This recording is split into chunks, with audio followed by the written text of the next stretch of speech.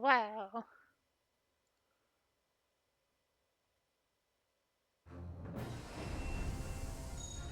Dun, dun, dun, dun.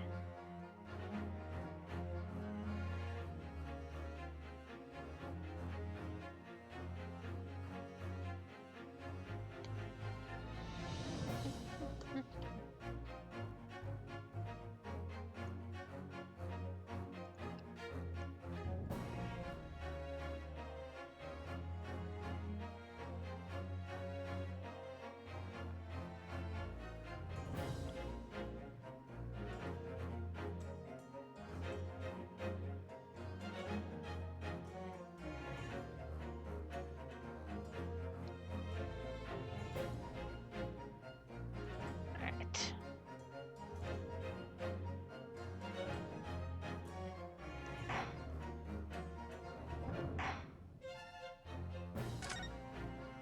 Trial part 2. Here we go.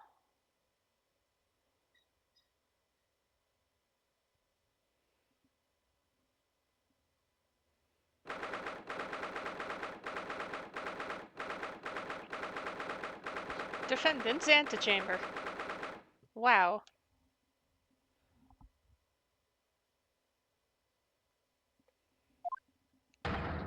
Joyful, jubilant jumping jacks! Oh, Mr. Natsume! I'm so pleased for you. Locum student Mr. Naruhodo Esquire! And non-locum judicial assistant Miss Mikatoba Esquire-S! Now, finally, at long last, there can be proof! Proof that I'm innocent! And proof that my tea is innocent! Ah, good morning, my dear fellows. You're late. Ah! Herr Loch Sholmes! May you drink my tepid tea and fall forever silent. I thought the tea was innocent.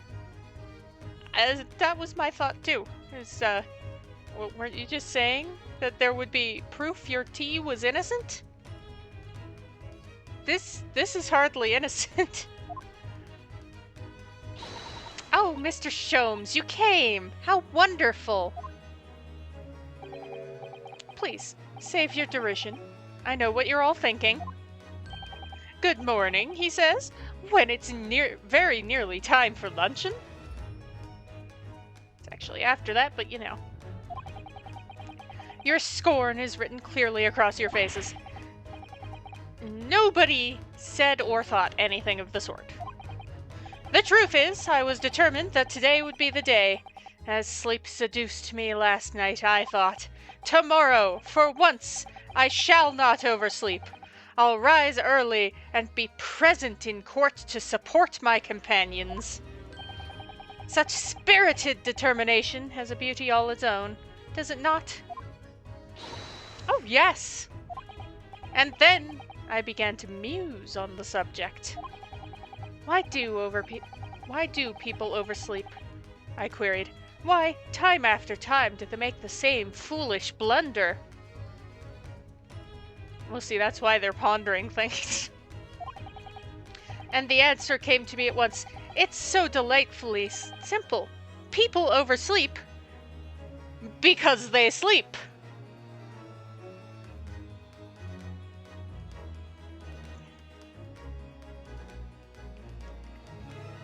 If you say so. Well, is that not an astute insight into the matter? Oh, yes. You need it. Upon which realization, I attempted an experiment. I didn't sleep a wink all night. That's part of your problem, I presume. And the results? By first light, I was exhausted, and began to be assailed by fits of drowsiness. Shocking. And so, the conclusion of last night's experiment is this. A good night's sleep is simply quite essential. Yes, I think most of us probably knew that already. What others presuppose, I prove by experimentation. That, my dear fellow, is the scientific method. Ah, yes, and one more thing. Do you remember this? Yes. It's a bottle.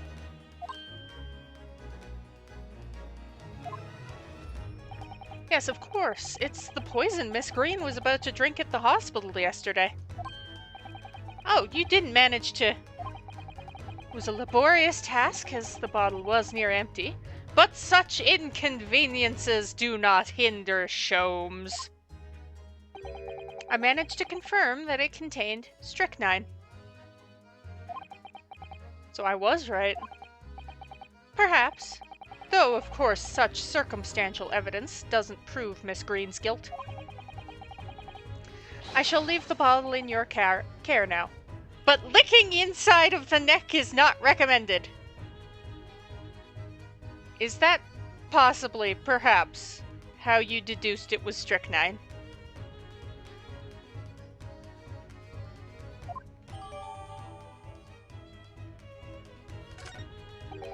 You just gave it a little... Ah, could I have a word? Yes, hello! Gregson! How good of you to come. He was here before you, bitch! Forget it. Excuse me. Wait a minute, Inspector. I, don't wish to make a nuisance of myself. From the look on your face, I'd say it's someone else who you think is making a nuisance of himself. My dear Inspector, please, speak freely. Pretend that I'm not here. It's gonna be very difficult, because, like, halfway through, you're gonna interject with, like, aha, this is something I deduced! Or something like that. Believe me, if I could do that, life would be a whole lot simpler for me. Do you have the results, Inspector? Of the investigation of Mr. Shamspeare's room? Not yet. Shouldn't be long now, though. No, I'm here about something else. The dead convict, actually. Oh, you mean the man from this newspaper article we discovered yesterday in Mr. Shamspeare's room? We know his name. Why are you dancing around it like that? A man by the name of, yes, Selden. I went through the archives at the yard and dug out the fella's file. There's something in there that, well, caught my eye. Something caught your eye? What, Inspector? What? Copied out the relevant parts for you, so you can read it for yourselves. Thank you. The capital offender's file. Ooh. These documents include the details that were in the newspaper cutting we found in Mr. Shamspeare's room. I'll rearrange everything in the court record so we don't have duplicate information. Why are you giving us a copy of this important file, though? Well, you're the ones who turned up the clue in the first place, aren't you? I'm just making sure things get handled in the proper fashion. Oh, Scotland Yard's workings are so wonderful! Indeed, my dear fellows, and the inspector here is a shining diamond in its crown. A shining diamond in the rough, maybe? Look, I just don't want to be beholden to a lawyer, that's all.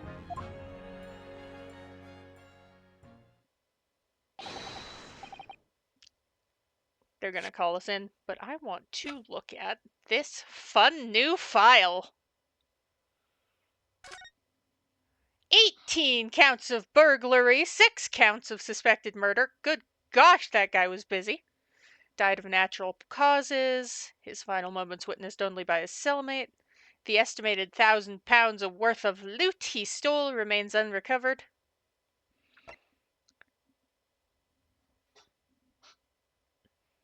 And then the newspaper clipping.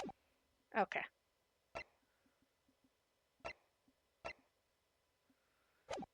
Alright, I've looked at the new evidence. I didn't look at the bottle, but you know.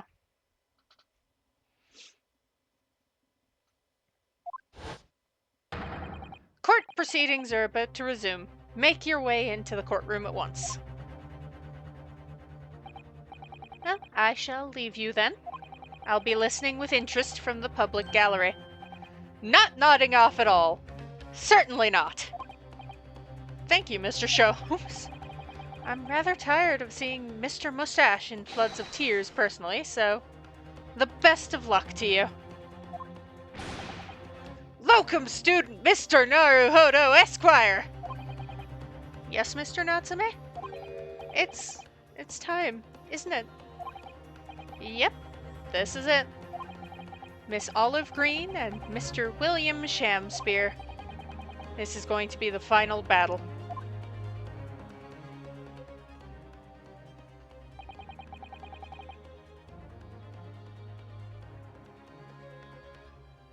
I won't really have saved Soseki-san until I've exposed the whole truth of everything that's been going on. But it's all coming to a head now.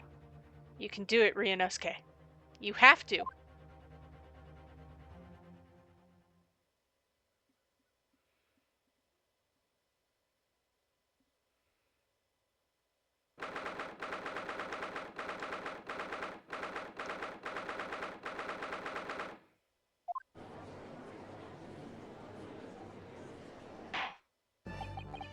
In the name of Her Majesty the Queen, I hereby declare this court to be in session again. Now. Before the recess, we heard a most startling accusation from the defense. Namely, that the victim of the case we heard here only a few days ago is the true perpetrator of this incident. Well, listen, if you don't believe me. A reckless, rash, and prejudiced charge of wrongdoing in my opinion, my lord. However, the prosecution has tried to extend every courtesy to this amateur newcomer from dubious eastern shores. Thank you for that backhanded consideration. A rather cold assessment from the honorable British prosecutor, I must say. So, Lord Van Zykes, is the new witness present and ready to take the stand? Ready and waiting in the witness's antechamber, my lord. Very well. Bailiff, bring the witnesses in. Do-do-do.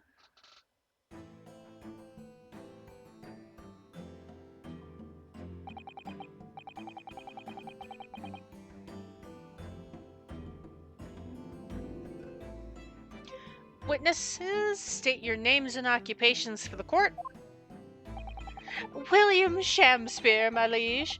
For mine occupation, I can say only that I be a tragic victim to be pitied.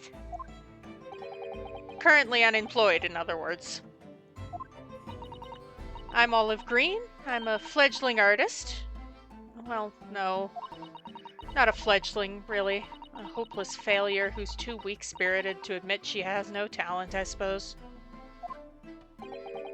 Also currently unemployed, in other words. What a coterie. Mr. Shamspear? My lord, I am thy humble servant. I'm afraid that you are no longer merely the victim in this affair. The possibility has been raised that you are in fact the assailant, intent on taking the life of your fellow lodger. The part you have played in this whole business will be thoroughly scrutinized, I assure you. I would for naught else, my lord. Goober. And Miss Green? Yes? You are aware of the reason you have been summoned to the courtroom today, I presume? Yep. The officer did explain.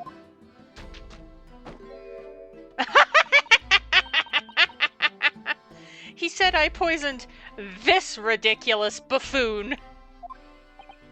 And? Do you accept the charge, Miss Green? I don't know anything about any poisoning. And I don't know anything about this man. Come, lady, die to live. Verily, I know not thy prickly pea-pigmented personage.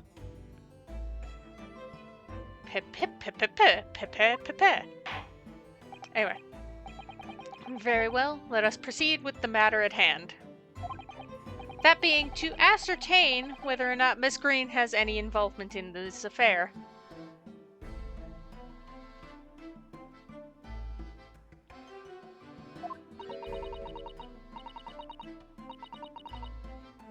It's all very strange. Very strange indeed. Why would you suspect me? I barely ever go to the East End anyway. It just so happens I passed by that neighborhood 6 days ago, that's all. And on the night that this man was poisoned, I was still in hospital fighting for my life. Yes, having been unfortunately caught up in the incident on the street outside the Garadeb household.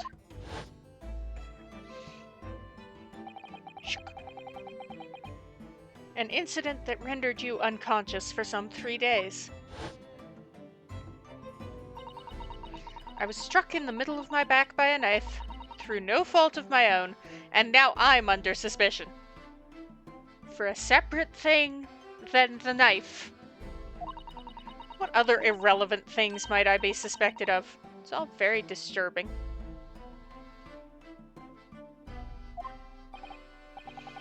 Your energies may be better spent worrying about random knife attacks, I feel, Miss Green. At this point in time, all that appears to connect you with Mr. Shamspeare's lodgings is the Briar Road incident of 6 days ago. That's why we would like you to testify formally now about exactly what happened. Oh no! The incident 6 days ago? You mean you want me to relive that awful accident? Unfortunately, yes. Please tell the court what happened that day. And of course, we will be interested to hear from you about your movements that day too, Mr. Shamspeare. Eh? But what happened 6 days ago is nothing to do with me being poisoned. I see that is where you are incorrect. Let us proceed then. The witnesses will present their formal testimony to the court on the subject of the incident that took place on Briar Road the evening of the 17th of February. Wait. Oh, I don't actually have that note as evidence. Damn. I wanted to double check something, but I can't. It was 6 days ago at about 5 p.m. I was walking along in the snow when I was suddenly stabbed in the back. Coincidentally, I happened to be just outside the house where the men in this case have their lodgings. Oh my gosh, is she painting with the paint dried on her brush? I was at the tavern on the eve of which thou speak'st, for I had bespoke my supper. It was the first time I'd been in the area. I had a little matter to attend to, that's all. Anyway, I was admitted straight to hospital, so I knew nothing about all this business.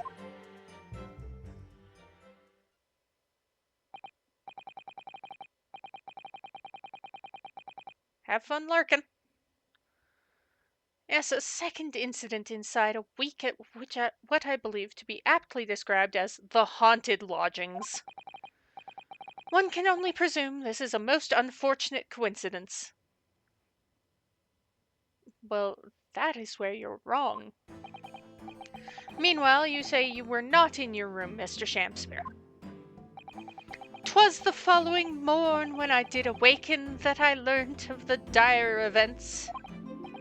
Marry, what a commotion did the officers of the law make on the floor above mine! When Saseki-san was arrested on suspicion of attempted murder. As suspected, there is nothing connecting these two witnesses but happenstance. That's what you think. It's true, it does seem as though they're unrelated at first glance. But I'm not so sure.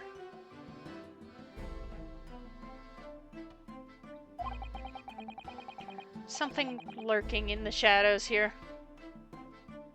I feel certain of it.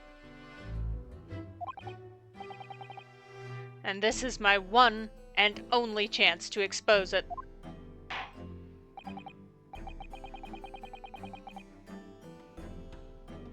Counsel, you may now cross-examine these two witnesses if you wish. I wish. Yes, my lord.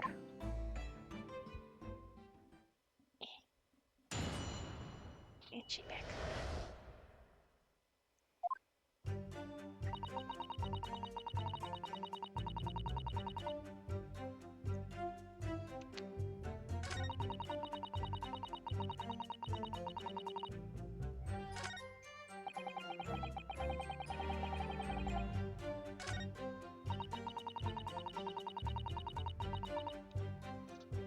So you hadn't visited your boyfriend. Hold it! Tell me more. What little matter, Miss Green? Please elaborate. It was nothing, really. It's not worth mentioning. If you remember, you mentioned it to us yesterday at the hospital? Ah! Was related to the card you were holding? Miss Green!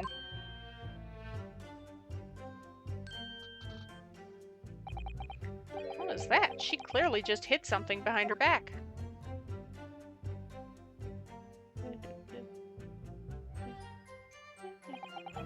From memory, I believe the card contained a note that read, "I have information regarding the death of Duncan Ross."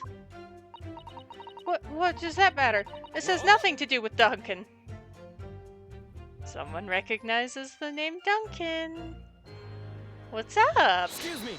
Hello. Mr. Shamspear, do you have something to share with the court? To be or not to be, that is the question. Ah, pray forgive me. The great bard's words springeth from within me with ne'er a thought. Don't tell me. It's because you're possessed by Shakespeare's spirit, right? Hearing Miss Green's words a moment ago seemed to make you think of something.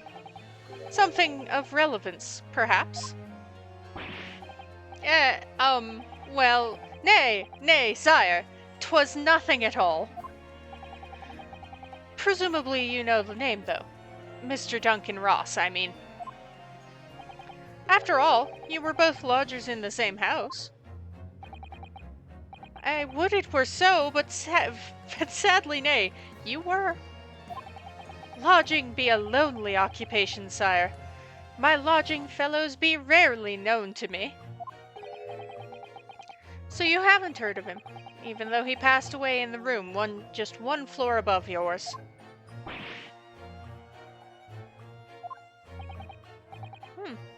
Miss Green? Me, my lord? Have I done something wrong?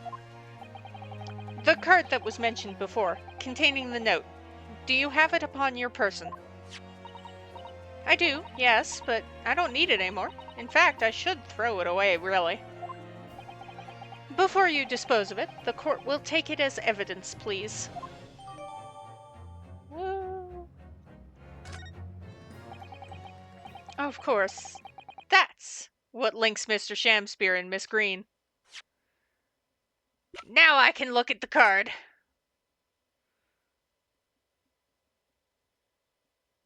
So I presume if I inspect the card... Oh! The envelope has been ripped open rather carelessly, hasn't it? Screen strikes me as the type to open correspondence more neatly than that. Ah. What is it? The way the envelope is torn, I'm almost sure I've seen the exact same shape somewhere else. Oh, you don't mean... Were you thinking of this piece of evidence, Mr. Naruhodo? Exactly. That's it. Try to match them up. Shook. They go together perfectly. This torn off end of the envelope clearly belongs with this card. Doo-doo. Doo-doo.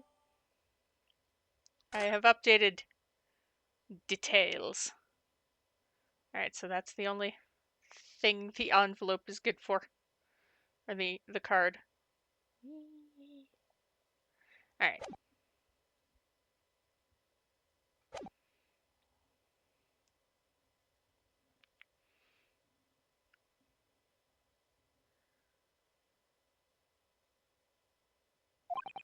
It's Duncan Ross. Now, continue with your testimony, please, Miss Green.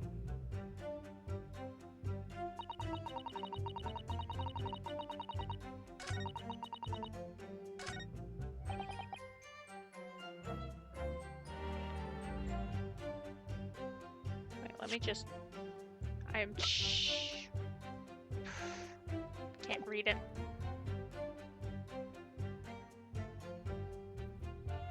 Hold it!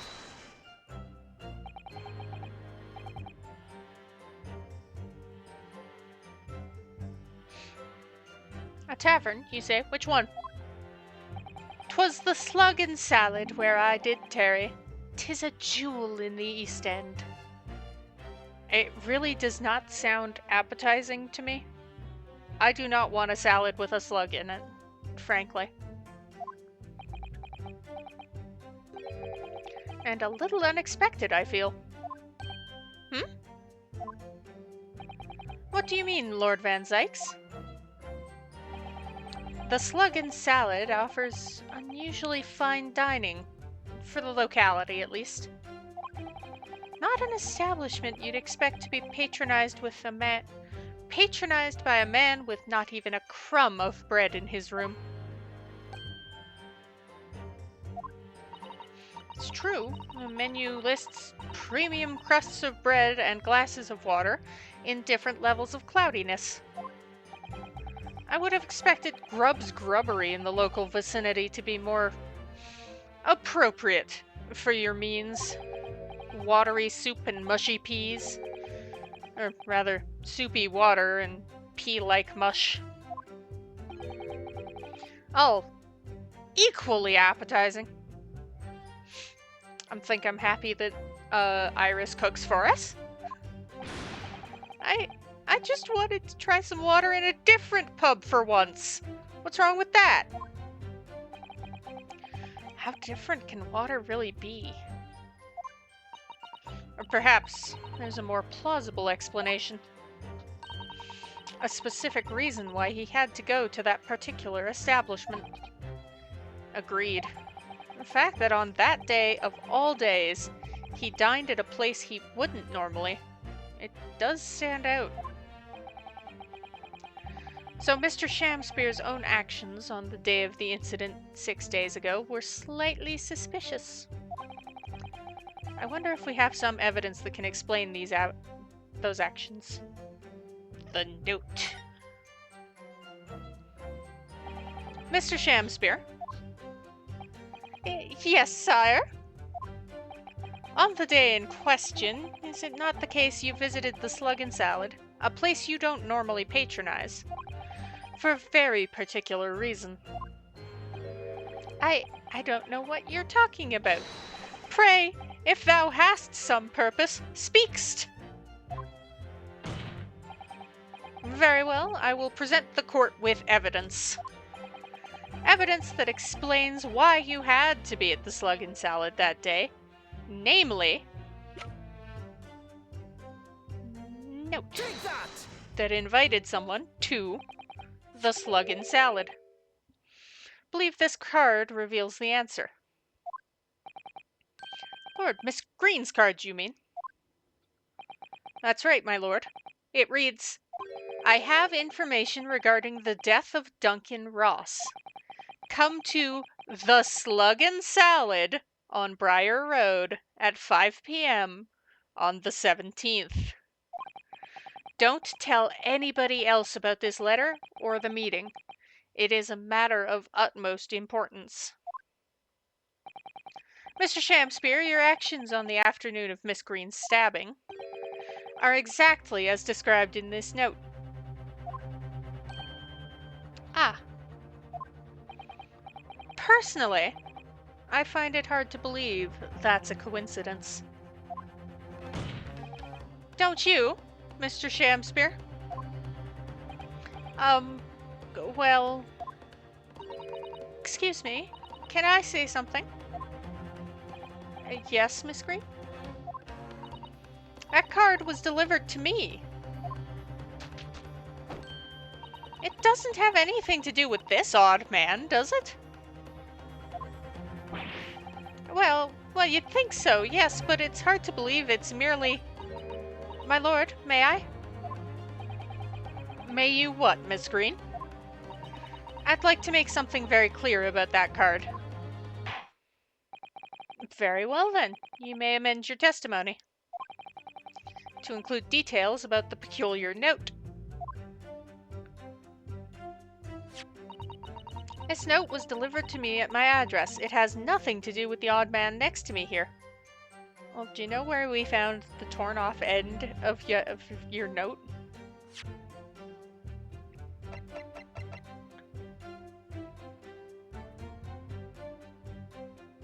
Objection!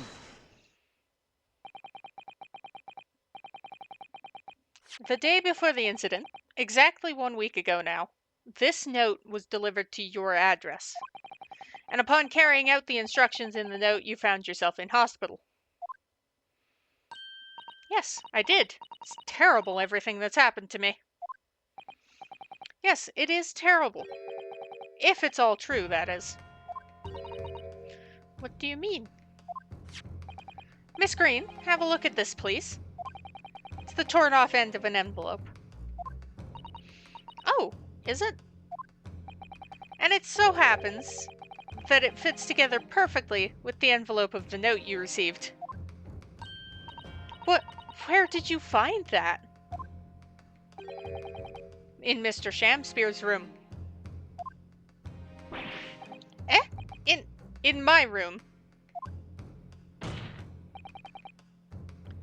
Mr. Shamspeare, do you perhaps remember this note from somewhere? Well... Your actions that afternoon follow the instructions in the note to the letter. Come to the Slug and Salad on Briar Road at 5 p.m. on the 17th. And so that's exactly where you went.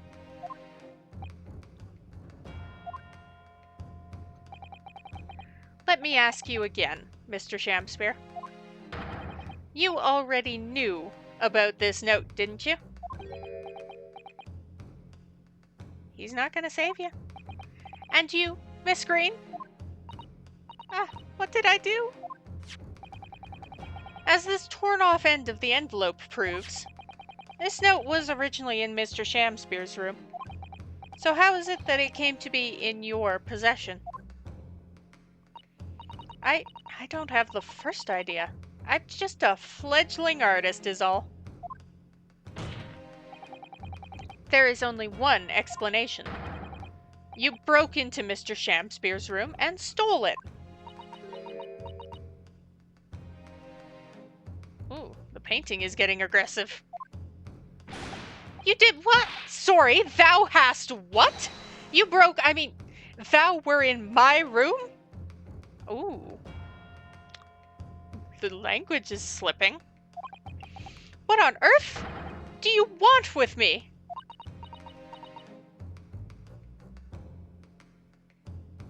Oh, she switched bracelets. It would seem that both witnesses need to testify again.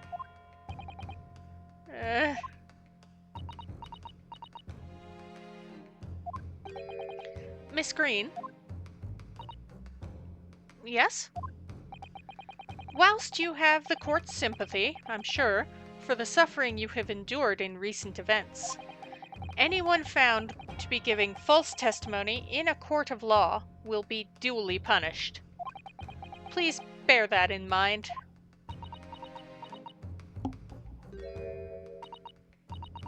Yes, I know.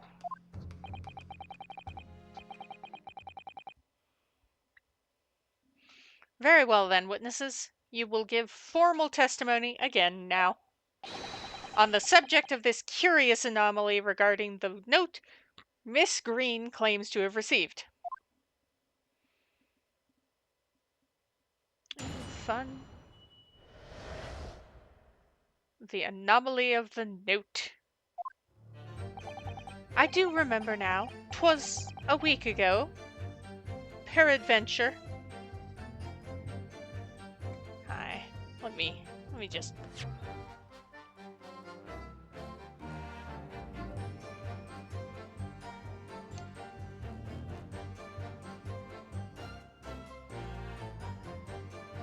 by chance! Complete chance that he was doing this, apparently. Peradventure, that note was delivered unto me. On the day writ therein, I did tarry a long hour at the Slug and Salad, yet nobody came. Thereafter, on the evening I shared the company of the Japanese fellow, I did see the note had vanished. I don't know what you mean. You think I snuck into this man's room, did you? Why would I? I can point out the villain here, and as for that torn-off piece of the envelope, I don't know anything about it. I don't think she likes him.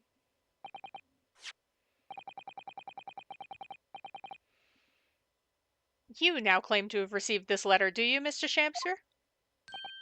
Faith, 'tis so, my lord. And I would swear to have set it upon the table in my humble lodgings. Yet 'tis clear to me now, since I returned from the tavern that night, I have not laid eyes upon it. Well, that being the case, young lady, it would appear your testimony was a lie? Is that what you think? How unfair of you to think that I'm the one lying. I beg your pardon? I'm just a fledgling artist, as I said, and fledgling artists don't lie. That note was delivered to me at my address. Besides, we all know who the liar around here is. If that's true, Miss Green, how do you explain the facts? This part of the envelope was, without question, found in Mr. Shep. I don't see why I should explain. Sorry? I'm a fledgling artist. My job here is just to say what happened. That's all. It's your job to give the explanations and the proofs. You, the fledgling lawyer. The fledgling will do his best. Evidently, my learned friend's cross-examination is our only hope of learning the truth. Well, counsel? I'm ready, my lord.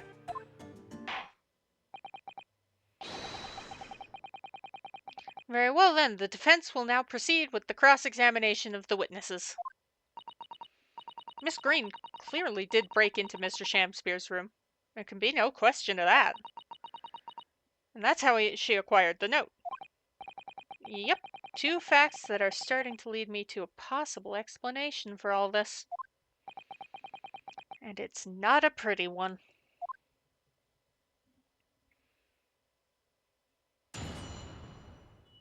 Let's connect some dots. It was a week ago, peradventure. Note was delivered onto me. Alright, tell me more about the note.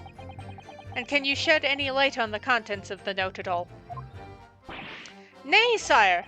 'Tis as strange to me as a foreign tongue. Even with a knowledge of literature as great as mine own, verily, 'tis impenetrable. But Mr. Duncan Ross had lodgings in the same household as you. In effect, he was your neighbor, so surely you knew him, didn't you? Alack, if the choices betwixt I knew him and I knew him not, then 'tis with foreboding that I be forced to declare we were by some small measure acquainted. Despite your claims, though, you followed the note's instructions and went to the Slug and Salad. Presumably that was nothing to do with your knowledge of literature. Marry! Naught will have the better of me, sire, save for the lure of curiosity. So, 'tis true, I was compelled by mine own eager heart to betake myself to the tavern. Yet in the end, my curiosity was not satiated. Well, that's because the person who probably... Anyway.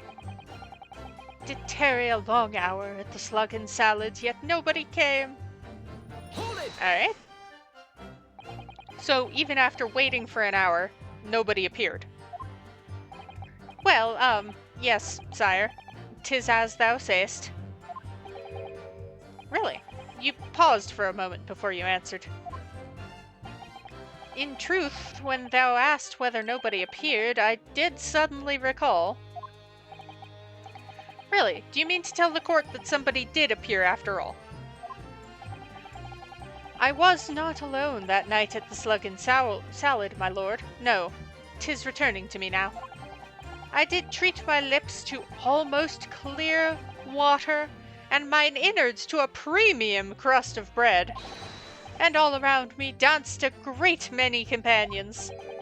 What do you mean? Flies, sire, flies! Good lord. In the name of Beelzebub, what were they? Fairies, perchance, from a Midsummer Night's Dream, come to taunt me? I think they were just flies. I can't help thinking the flies ought to choose something more wholesome to buzz around. Is that wrong of me? Well, it was a premium crust of bread. 5 stars. Thereafter, note had vanished. When exactly did you notice it had gone missing? Such idle thoughts ne'er occupy my mind. I am busied with greater ideas. In other words, you didn't notice. Several days passed between your outing to the tavern and Mr. Natsume's visit to your room. Yes, it would appear that the note disappeared sometime in that interval. Such idle thoughts ne'er occupy my mind. I am busied with greater ideas. And yet, during that time, Miss Green was comatose in hospital, was she not? Clearly, then, she could not have been stealing things from Mr. Shamspeare's room. Ah, yes, of course. It's all some sort of misunderstanding, isn't it, Mr. Prosecutor, sir? You have so far failed to give a satisfactory explanation as to how you came by the note. Ah. I am not here to advocate for your defense, madam. I won't tolerate inconsistencies in your story.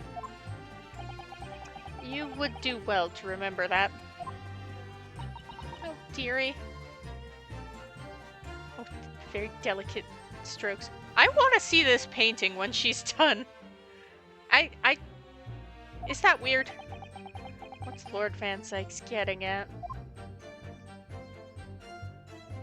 I don't know what you mean. You think I snuck into this man's room, do you? Why would I? Well, the thing we said earlier, you were poisoning him. Objection! Yesterday at the hospital, we saw you with this bottle.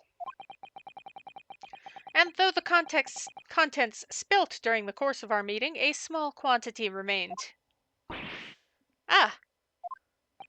According to the defense's independent analysis, Mr. Shom's chemistry set.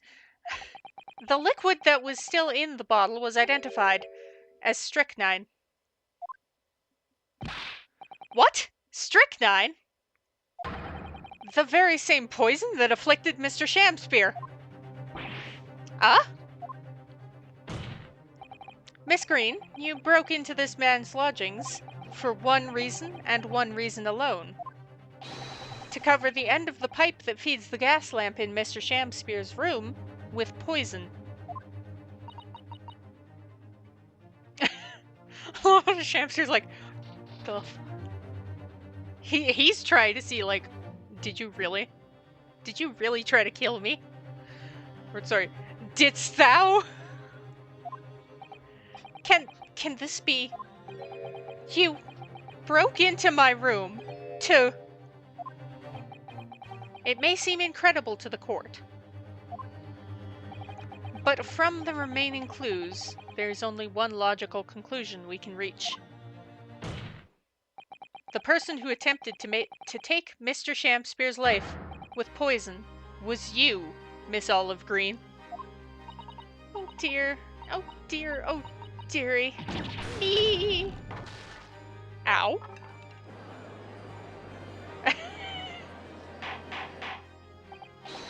Oh, order!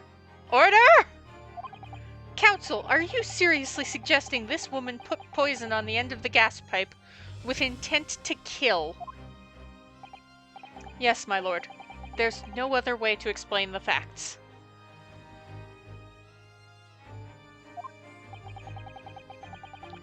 But if Miss Green did indeed set this odious trap 6 days ago, and the victim had put his mouth to the pipe that very evening as expected, the attempted murder would have happened 6 days ago, surely.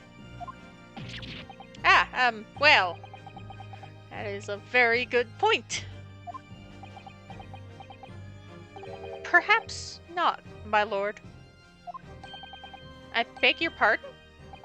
There was a significant police presence in the area that evening on account of the incident on Briar Road.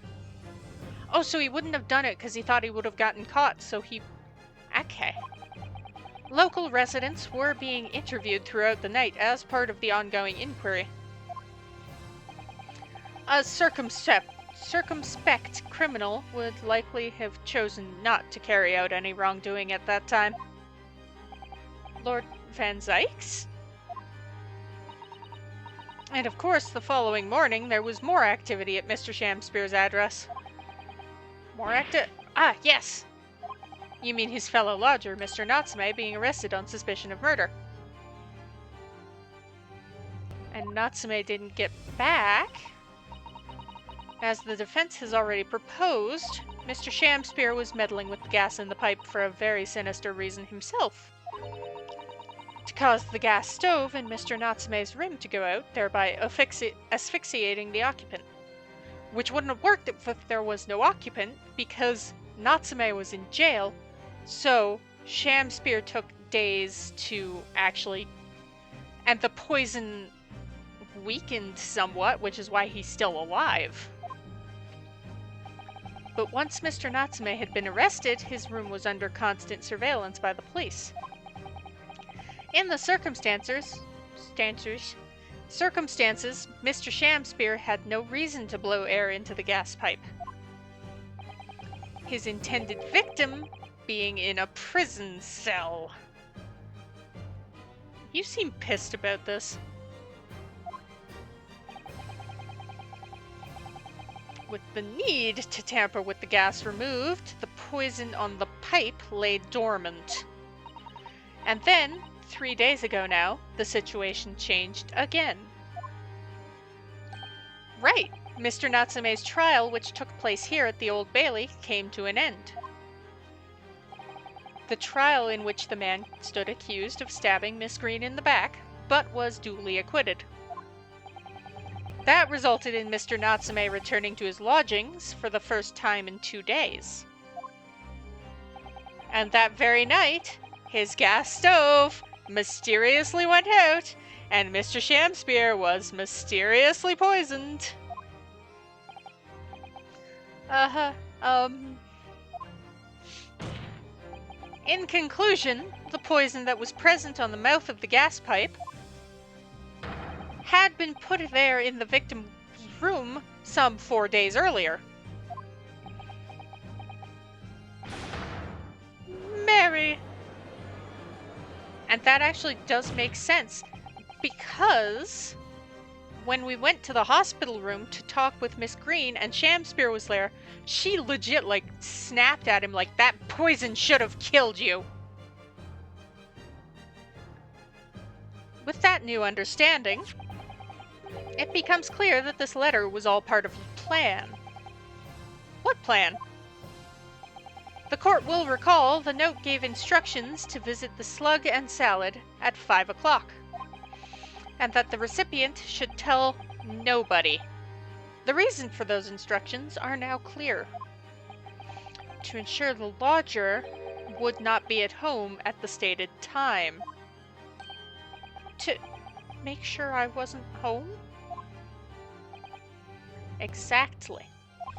While you were out, Miss Green could safely slip into your room, knowing she wouldn't be disturbed. You mean to say that letter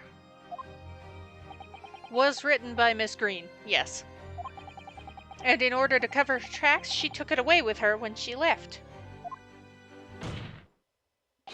Just after she smeared poison over the mouth of the gas pipe in your room. And then on her way home, the two Garadebs got in a spat, and then she was stabbed.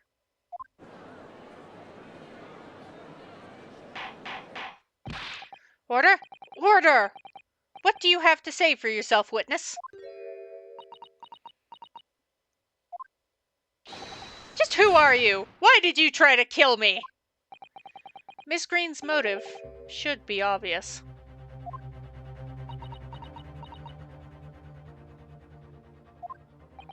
It's all tied up with someone whose name we've heard several times already during the course of this trial. So that's what's behind all this. Ah, Van Zykes hooks it.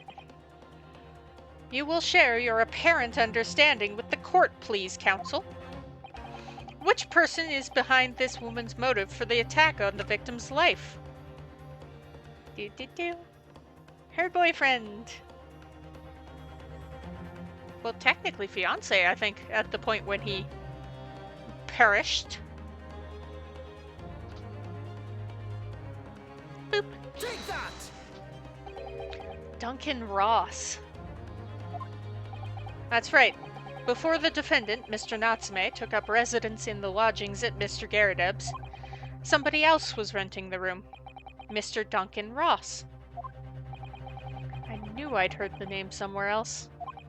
It was all over the papers a month ago, when the man died in strange circumstances at the haunted lodgings.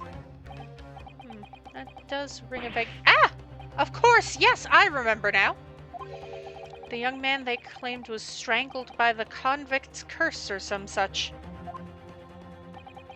Sadly, my lord, it wasn't a curse of any kind, nor was it an accident.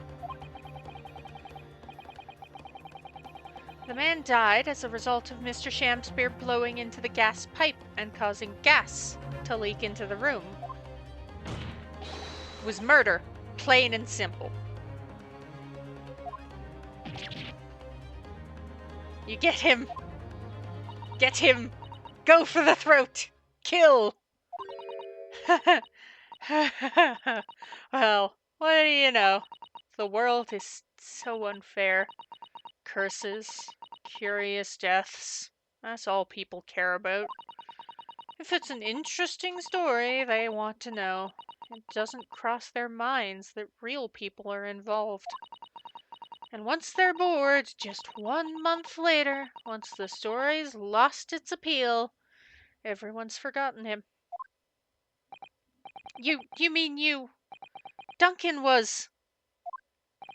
Mr. Ross was Miss Green's fiancé.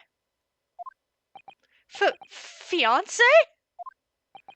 You may not have known until now who Miss Green really is, Mr. Shamspear. But she's known exactly who you are all along. Because you're her sworn enemy. The murderer who took the life of the man she was to marry. And, hell hath no fury.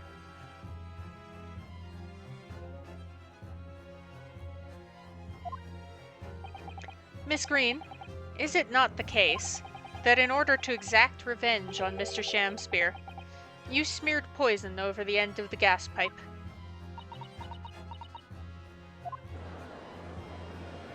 Oh, she's not actually painting anything. That's what I thought, but like, they could have just slapped a PNG of something or like a JPEG or something. Am I correct in my understanding that you now accuse both parties, counsel? Each on different counts of murder? Technically, Miss Green would be on attempted murder.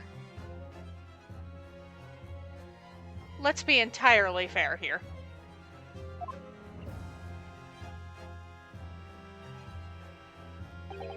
Yes, my lord. That's correct. Objection! You shut your... Inhaling so deeply, it appears my fledgling learned friend has taken in a lungful of dubious gas that's causing his judgment to be clouded. What? Why would Mr. Shamspear have wanted to kill these lodgers, as you say? £1,000. You have completely failed to provide a motive to substantiate your accusation against the man. Yes, that's right, Mr. Reaper, my liege. I have been slighted. 'Tis lies. All lies. I deny every utterance.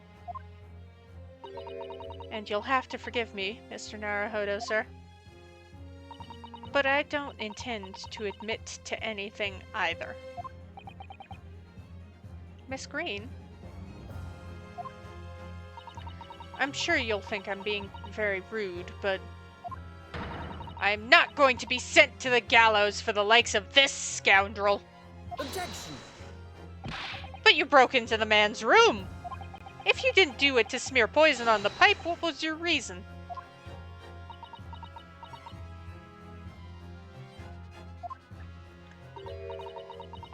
I thought I'd have a look around, that's all. Sorry. You're right, I suspected him. So I thought perhaps I might find some evidence or something in his room.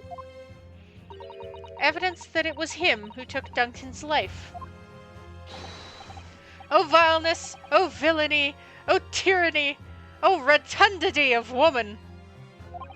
But in any case, whene'er I leave my room, I do turn the key in the lock. That whole place is falling apart. The locks on the doors are no different. Duncan showed me once how to unlock the door with some terps and a piece of wire. Oh awfulness, oh artfulness, oh tyranny, oh profanity of woman! We will consider your trespassing on some future occasion, but for now, tell the court what you found, what evidence your search revealed.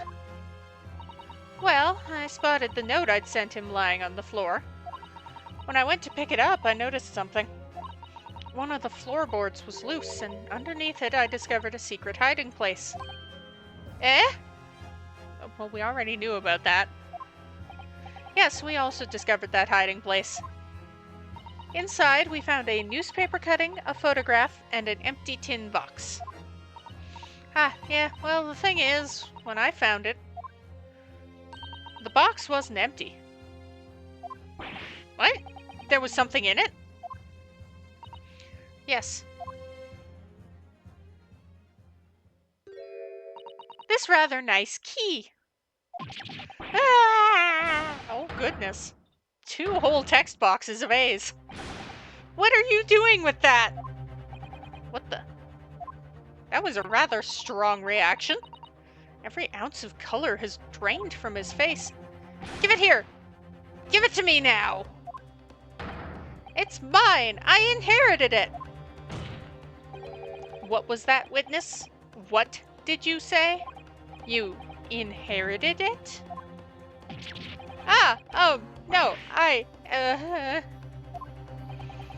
What's all this about? He inherited that key. It was obviously important to you, since you've gone to such lengths to hide it. So I took it. I don't know what it's for, but you took something precious from me, so I took something precious from you. So what if it means you can't open something now? I don't care. Give it back this minute! Give it to me! Calm yourself, witness. So Mr. Shamspear has tried to take, and in one case succeeded, to take the life of 2 lodgers now. Yes, his motive for doing so is the key to everything that's happened.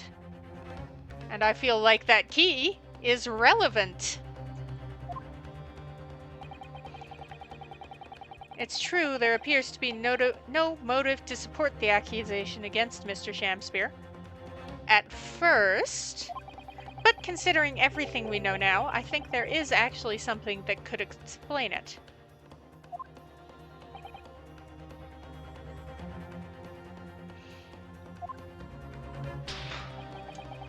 I need to recall every piece of evidence at our disposal, everything we've seen and heard. Because I'm sure I just caught a glimpse of the link that runs through all these events. In that case, counsel, I must demand you present evidence to the court in support of your claim. What is it that you say can explain the motivation for Mr. Shamspear's alleged crimes? The thing I thought the whole time, he wants money. Take that! That's an official police report, is it not? My ear itch. Anyway. The Selden file? How did you get a hold of that? Selden? The now sadly deceased Mr. Ross and the defendant, Mr. Natsume, have only one thing linking them. The fact they had lodgings in the same room. Oh, yes, we know this, certainly. A room that was formerly occupied by Selden. Until, that is, he was arrested by Scotland Yard for his involvement in multiple burglaries. I see. And it so happens that the convict Selden left behind one very substantial mystery when he died. The some £1,000 worth of loot that he stole, which as yet remains to be found. Oh yes, of course, it's coming back to me now. It's written in his file here. £1,000 lost en route to hell. That was how the papers summed it up.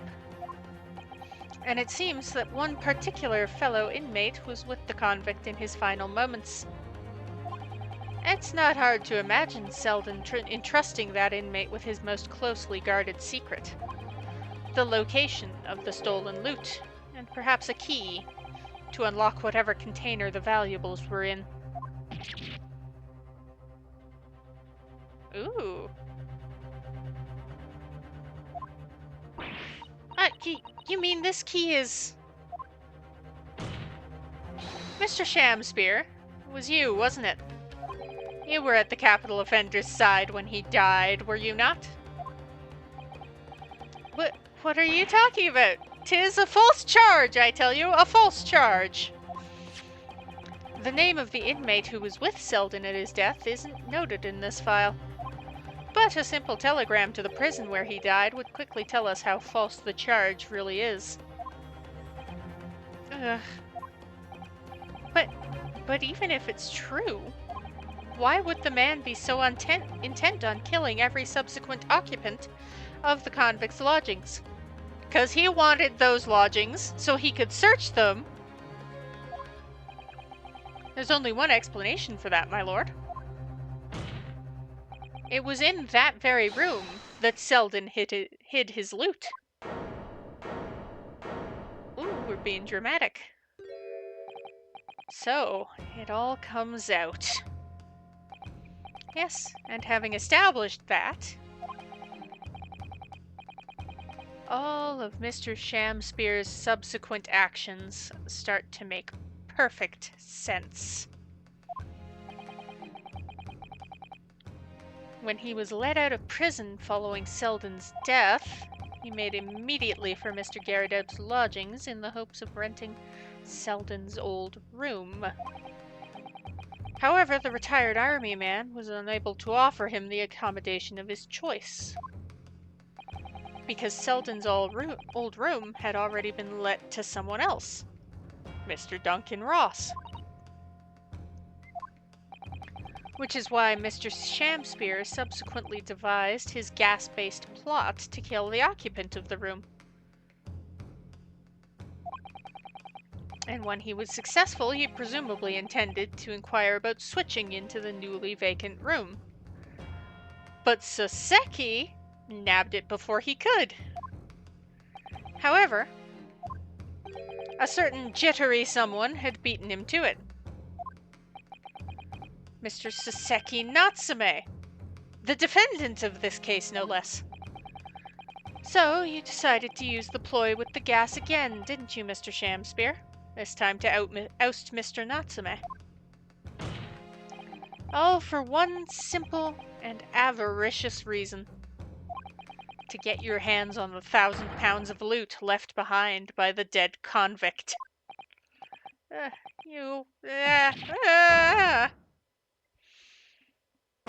Bonk.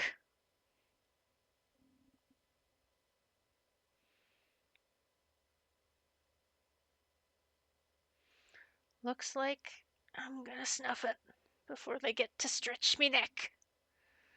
Listen, I want you to have me loot. Anything to stop the coppers getting their mitts on it. It's hidden in the room where I was lodging when they got me. Here, this is the key to it. Take it. Always stay one step ahead, mate. See you in hell, I guess. Shamspear. The drama.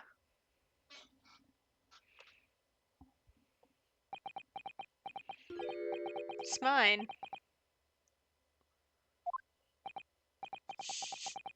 What did he just say?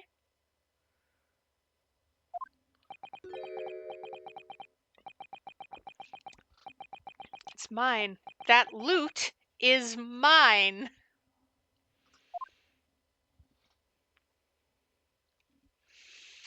Oh, the hinges have left the building. Mr. Shamspear? It's all lies. I don't accept any of it.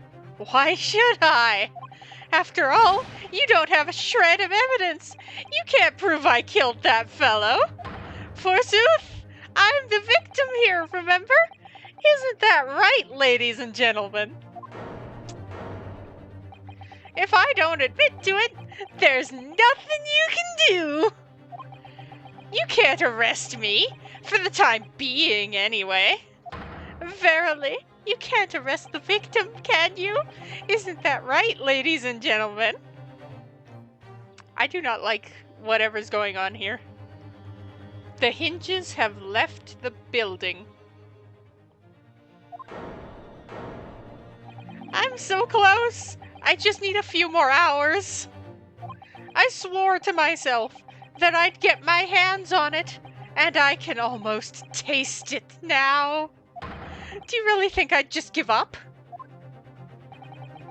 There's no question in my mind now. That man is guilty through and through. He seems so utterly intoxicated by the idea of that loot. I'm afraid however hard you press him, he's never going to admit to what he's done, Mr. Naruhodo. There is a way. Pardon? There's one way I can finish him. No. He's already committed the most heinous crimes to get his hands on that loot. Which means all we need to do is find it first. A fine plan, were it not for the fact the police thoroughly searched the room following the death of Mr. Ross. If it's there at all, it must be very well hidden indeed. Without conclusive evidence, I certainly cannot rule. If only there was some way we could find the convict's loot quickly. This is the final piece in this complex puzzle. But I think we might have it in our possession already.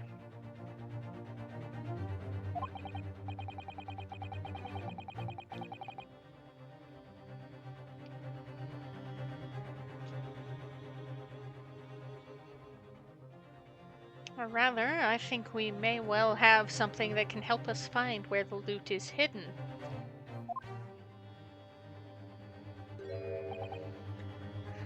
We're back in the classroom, are we? My lord? Yes, counsel. The defense would like to make a proposal about how to find the late convict's hidden loot. I believe we are already in possession of something that could give us a clue as to its whereabouts.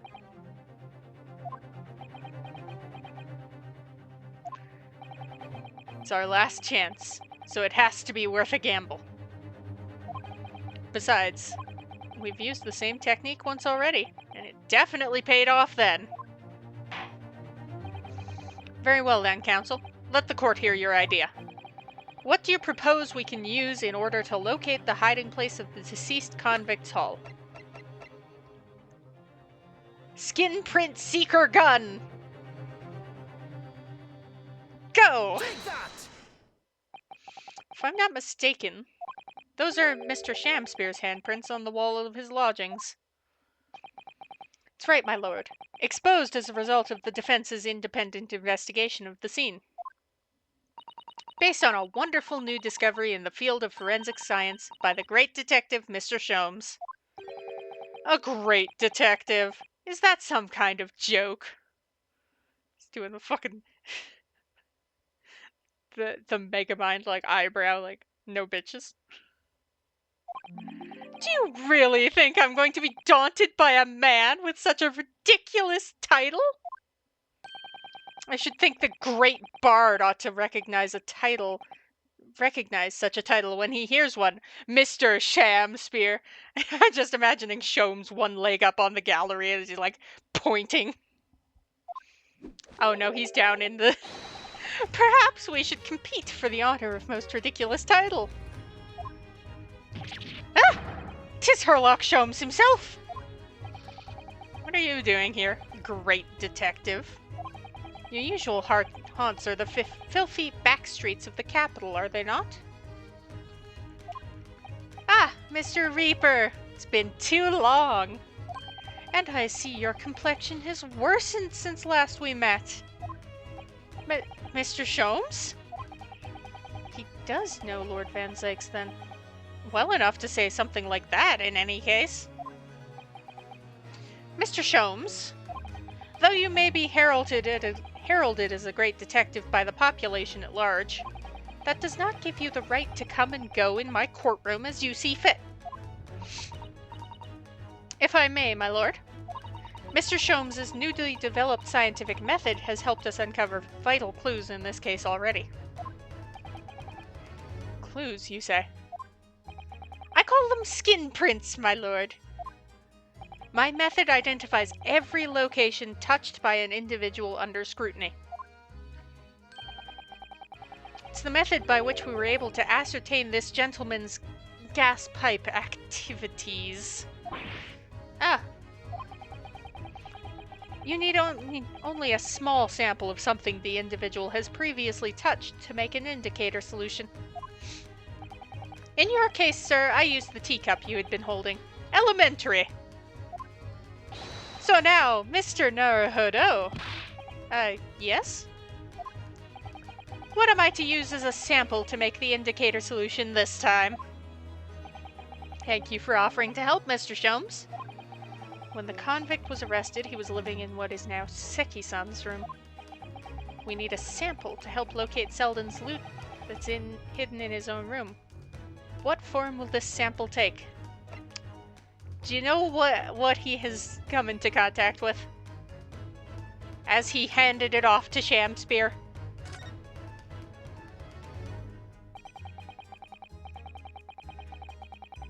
We will need something of Selden's in order to create the indicator solution to find his loot. And something the convict owned happens to be in the possession of somebody listed in the court record. Upon my word, Mr. Naruhodo, your powers of reasoning appear to be on the up. So, which particular person do you have in mind? From whom can we obtain a possession of the late late convict Selden in order to create the indicator solution? Olive Green. Take that! She's not going to be happy about it. Miss Green. Ah, me. What do you want with me? The key around your neck, if you please. Sorry? Shamspear's not happy. That key belonged to Selden. There will be remnants of secretions from the man's skin on its surface we can use. Very true. That is the sample we need. Using it, we can create the indicator solution required for Mr. Sholmes' skin print seeker, and find out exactly what Selden touched in the room he used to rent. Mr. Shamspear, as one great to another, I assure you. If the late convict's haul is hidden somewhere in his former lodgings, I shall uncover it in no more than 30 minutes. Ugh. So, Mr. Shamspear, the truth is well within our grasp now. As such, you will never get your hands on Selden's stolen wealth.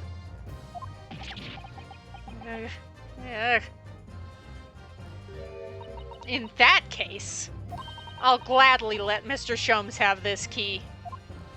No, give the key to me! The detective shan't have it! It's over, Mr. Shamspear. No, no! You're out of options now. There's only one thing left for you to do. Admit your guilt. Whoa. Oh, shameful spear, despair, be thy name. That was certainly a situation.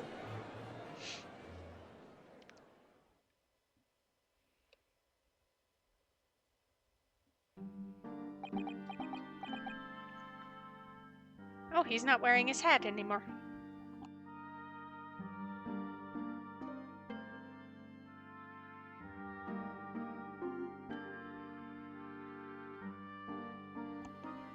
And is it just me, or does he seem less bedazzled?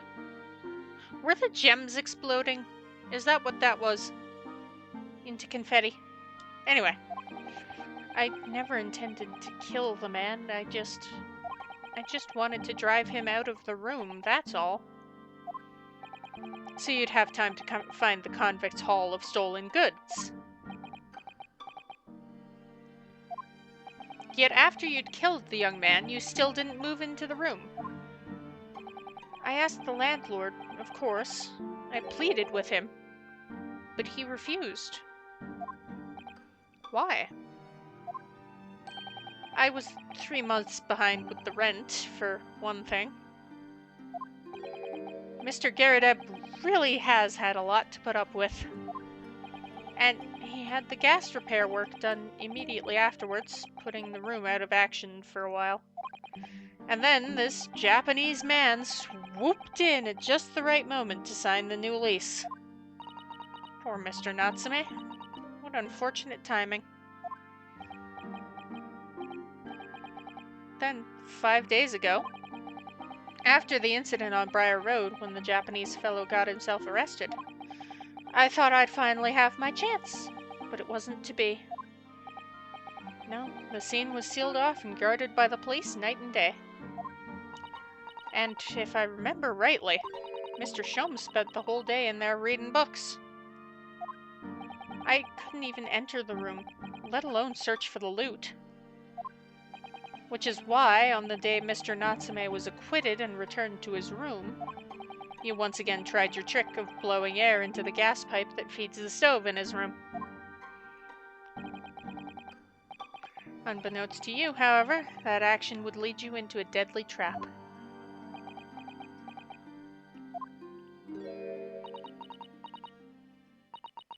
William Shamspeare. How does it go? To be or not to be? That is the question. From Shakespeare's Hamlet, Act 3, Scene 1. Well, let me tell you, in your case, it's not to be. That is the answer. You deserve to die for what you've done.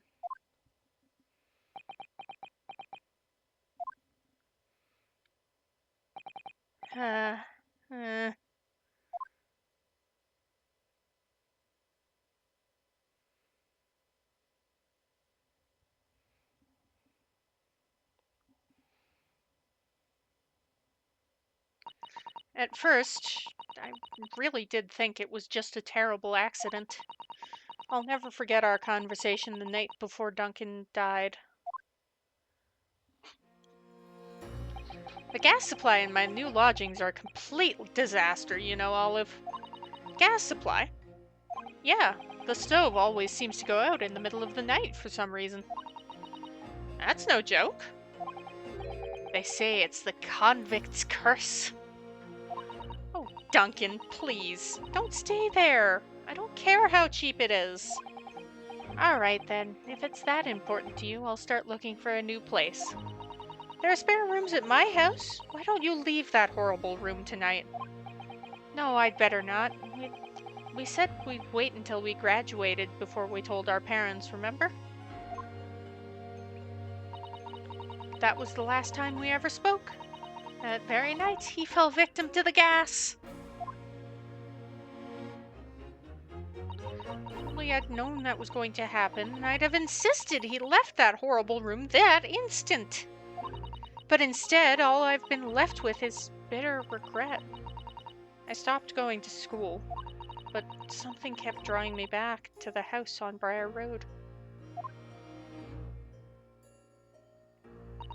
I saw a stooped, Eastern-looking man with a mustache coming out of the house one day while I was there.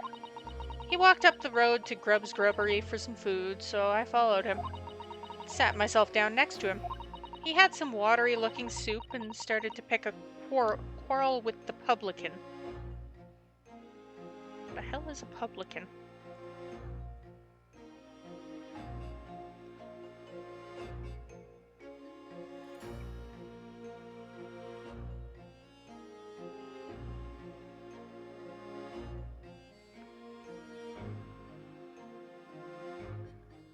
Ah, the tavern keeper.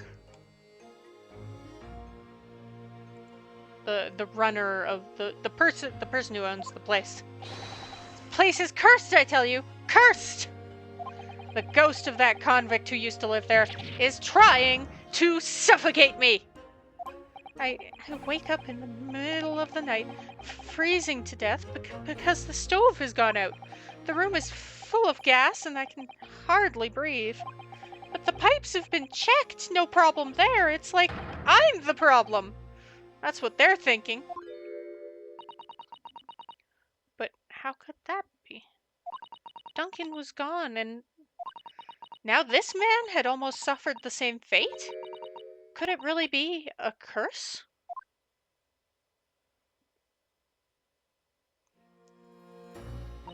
Then I remembered. A rumor I'd heard about how the gas companies go around investigating the gas installations. A rumor? Ah, you mean... Yes, everybody's heard the stories, it seems, about how they go around checking the pipes. How anything connected to gas can be extinguished by blowing air into the pipework. That's when it started. A little flicker of doubt in the back of my mind just wouldn't go away. Was it really an accident, though? Once I'd had the idea, it wouldn't leave me alone. It plagued me day and night.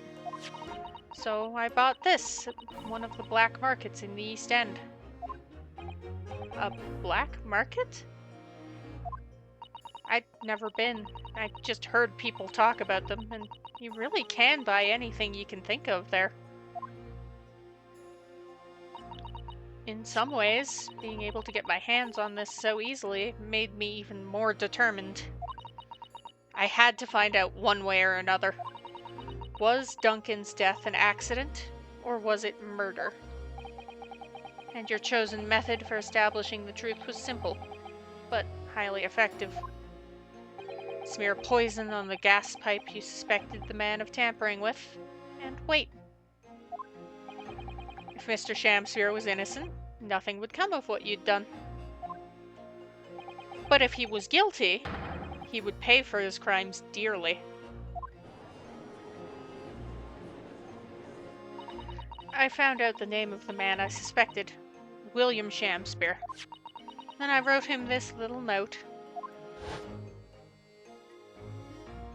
I have information regarding the death of Duncan Ross. Come to the Slug and Salad on Briar Road at 5 p.m. on the 17th. Don't tell anybody else about this letter or the meeting. It is a matter of utmost importance.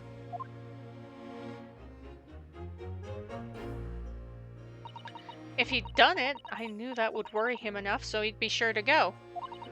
So I waited to see if it worked. And of course, Mr. Shamsphere followed the instructions to the letter. I worked out where the gas pipe was straight away, so I smeared a good amount of the poison I'd bought all around the mouth of the pipe. All the time praying the devil's work wouldn't be done, that it was all just some wild fantasy.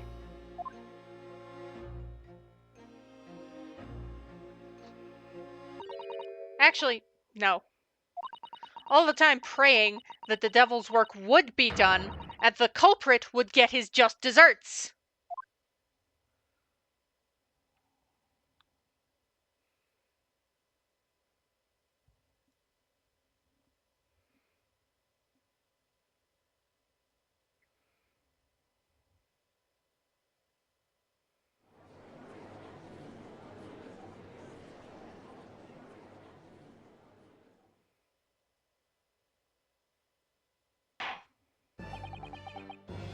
"3 days ago, when you were first stood in the dock before me, this whole affair seemed relatively straightforward."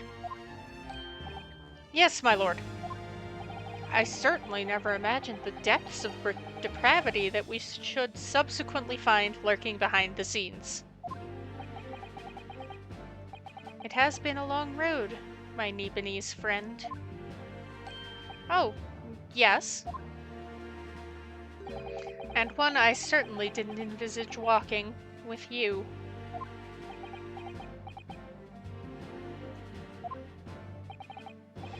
"Nevertheless, together we have reached the light at the end of the tunnel, as it were." "Miss Green."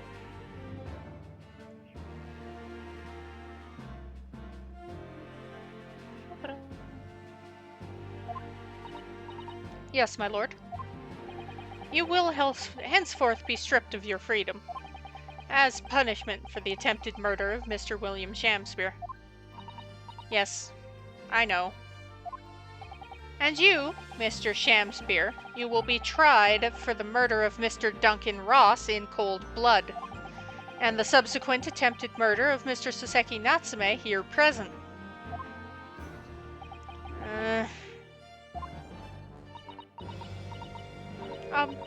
Mr. Naruhodo." "Ah, yes?" "I shan't be defending him if that's what you're gonna ask." "Yesterday, at the hospital, when you and your friends stopped me from from ending your life by drinking what was left in the poison bottle? I wasn't myself. I can't even really remember what was going through my mind. To be or not to be, I suppose. That's a question that's so hard to answer, it seems. Well, personally, I'm glad of your being here, Miss Green.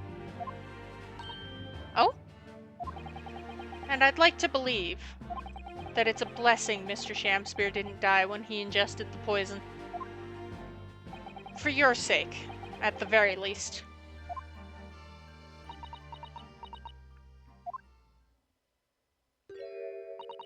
Because of you, I chose life, not death. And now you've made the truth come out at last.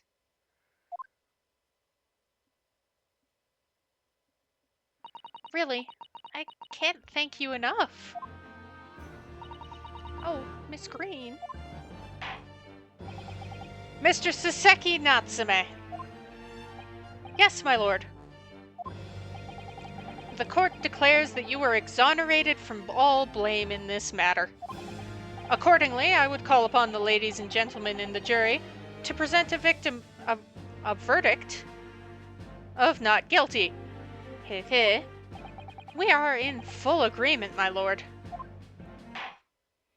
In that case, I hereby declare the defendant not guilty. Fireworks, confetti, hooray, celebration.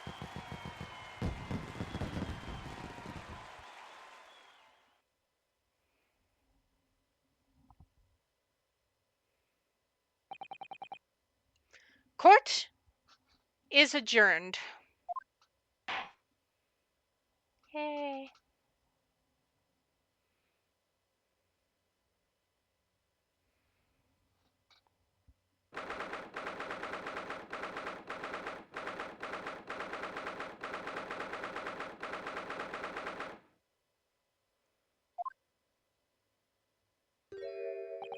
Oh, yes, yes, at last. Fine justice duly done.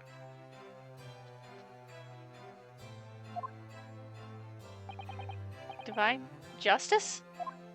My dear fellow, if there were any divine judgment and divine justice in this world, you would shave that mustache. No, this has nothing to do with my mustache. Some say that a luxuriant mustache is a sign of physical prowess, Mr. Sholmes.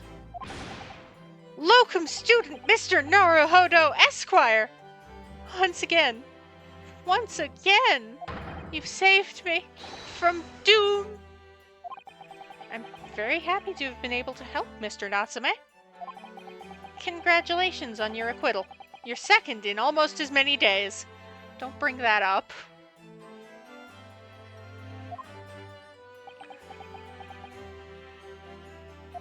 I was first acquainted with and gained affection for English literature whilst on our great homeland empire. And then, by a twist of fate, I was brought to the land that bore the fruit of that literature. Only, the city of bricks and mortar became my prison. Try as I might, I never found my feet here.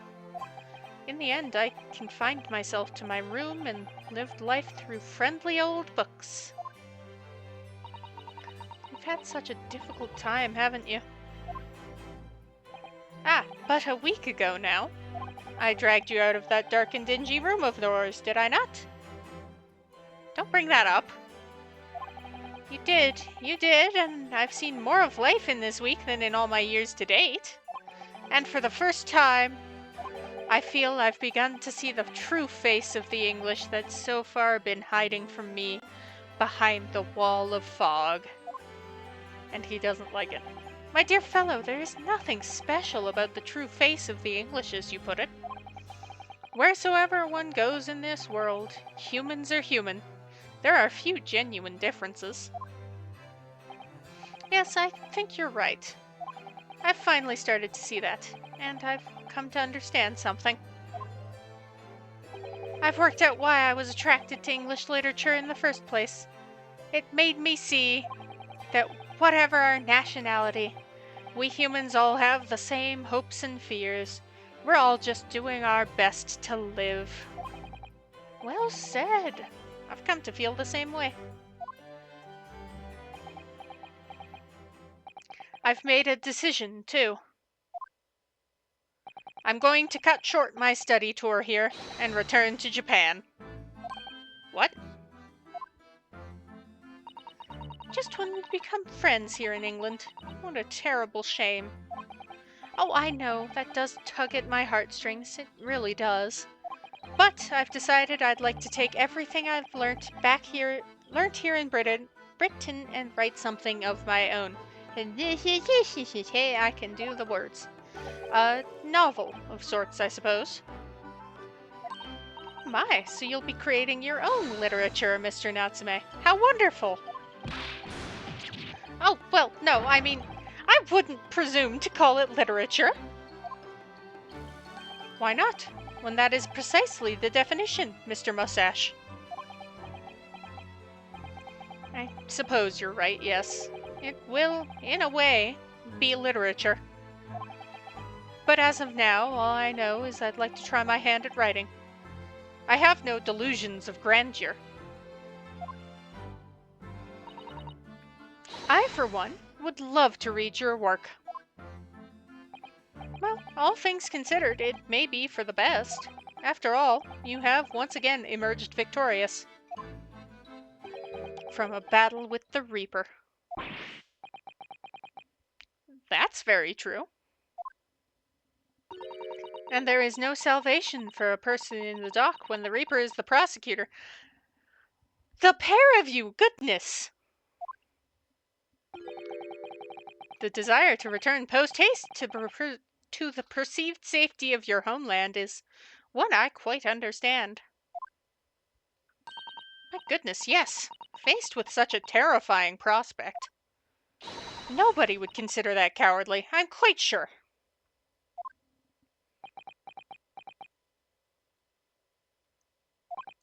But that's not why I'm leaving! I mean it!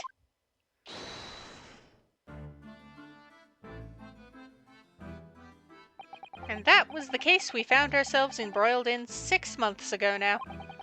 Saseki-san did indeed return to Japan and submitted a report about both cases to the government.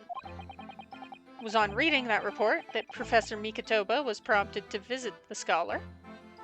And barely any time later, Susato-san was given the news that she must return to Japan as well.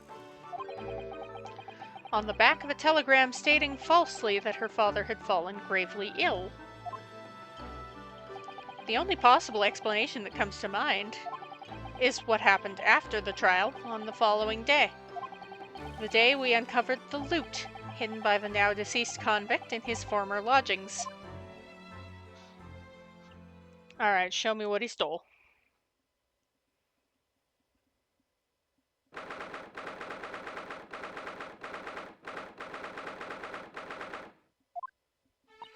Oh, well done, Mr. Sholmes! How simply marvelous of you! To uncover the secret hiding place in just one day!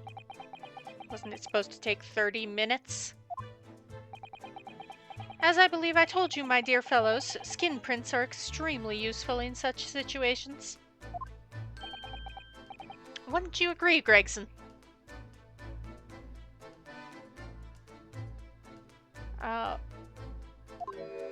He's a little annoyed. Got it. Gregsy's been happily munching in agreement this whole time, you know, Hurley.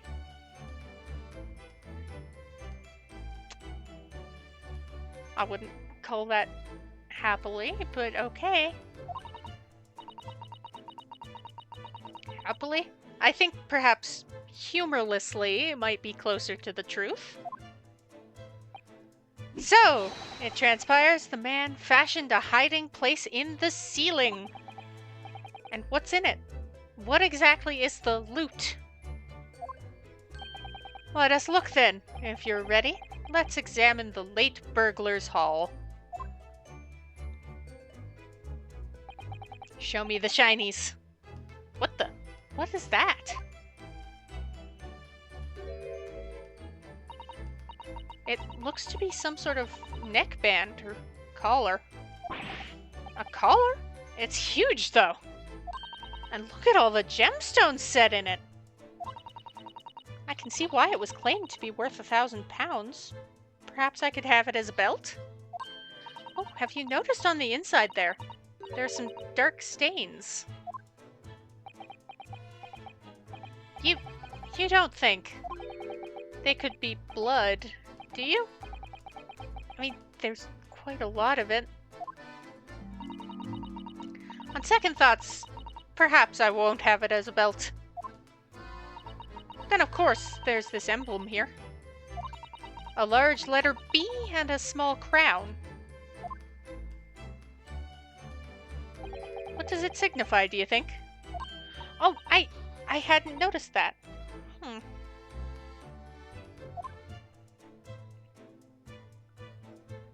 I feel as though I've seen that emblem somewhere before, you know? Where could it have been? That's enough of that, I think. What? What's the matter with Mr. Sholmes? All the color is drained from his face. Well, Inspector, I believe you ought to be taking this, oughtn't you? Could be valuable evidence, after all. It should be kept safely under lock and key. Ah, yes. Get your grubby hands off that, you lot. Hand it over. Now.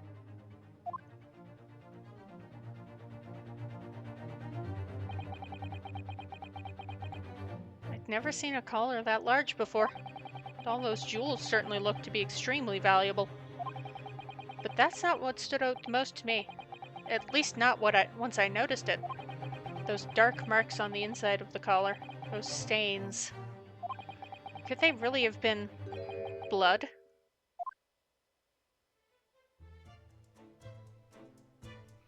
Well, that was a funny case, wasn't it? But it's all buttoned up now. And you look very pleased, Iris. I am, because I was starting to wonder what I could use as the basis of this month's story in the magazine. But this case will be perfect. It's so fascinating.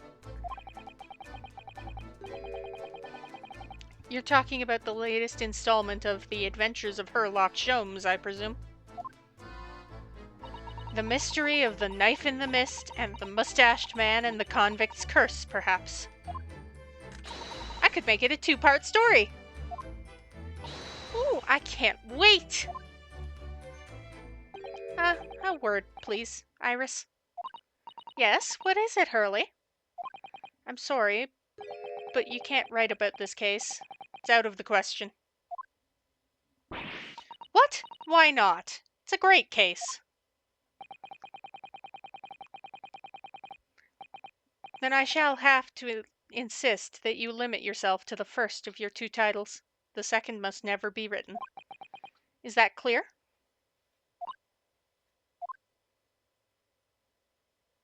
Yes.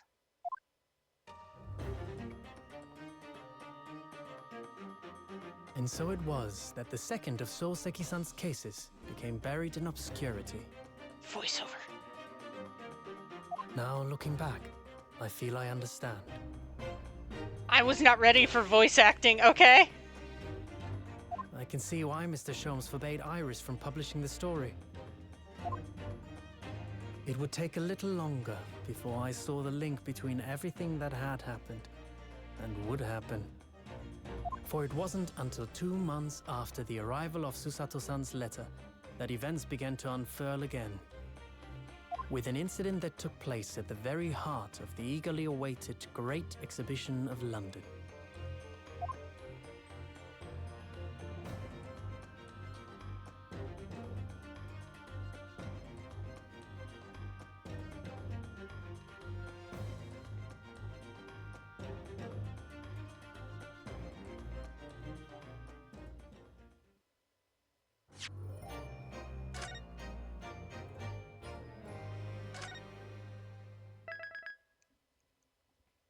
And we can chip a little bit of the start of the next case just to bring me up to time.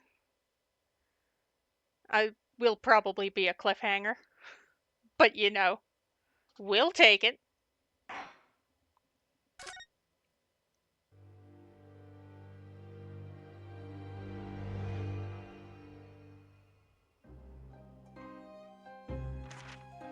The grand end of the century Great Exhibition of London. Surely there is not a soul who has failed to hear of it.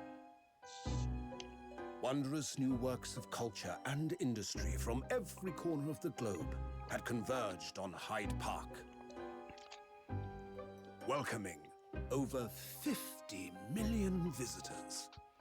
The last great hurrah of this century. Astonished and delighted people of all nations, and ended on a note of resounding success. But as regards to the terrible catastrophe that occurred during the festivities, very few are aware my friend Mr. Herlock Sholmes had a hand in unraveling the matter.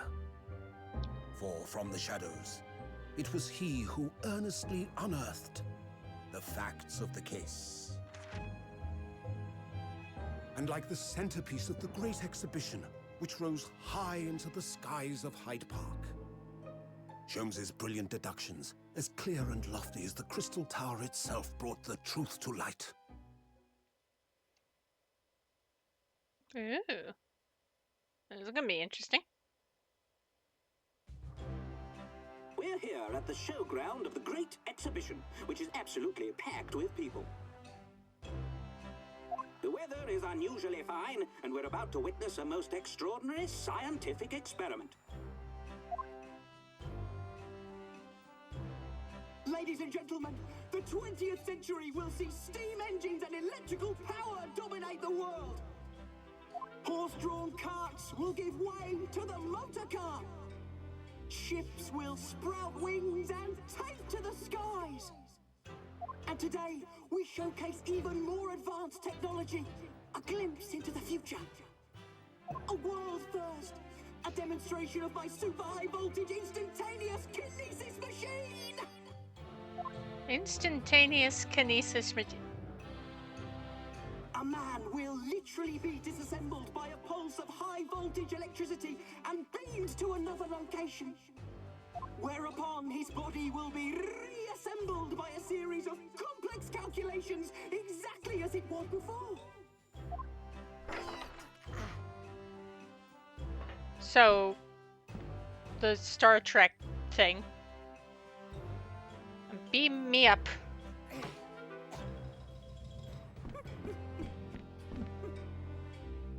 In but a few moments from now, this gentleman will, in the blink of an eye, complete an incredible journey through the air. To arrive an instant later on the Crystal Tower behind you!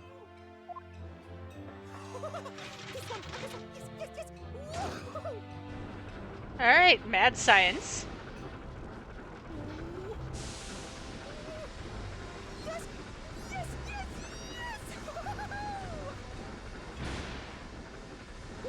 Oh, mad science gone wrong.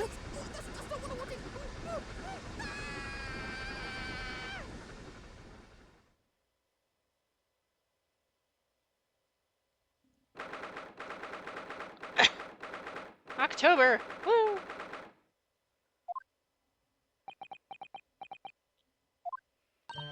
Runo, are you even listening? Oh, sorry. What was that, Iris? Huh, what's the matter with you? Been miles away all morning. Didn't you like what I cooked for breakfast? No, that's not it at all. What were we talking about again? Today's paper! It's full of news about the Great Exhibition again. Yeah. The Great Exhibition? I'd like to go sometime.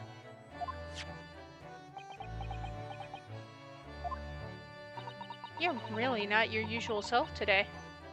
You seem very down. Don't you agree, Hurley?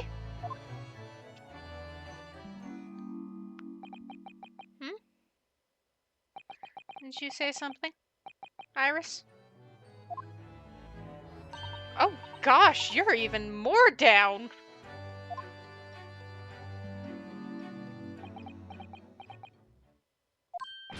Ah!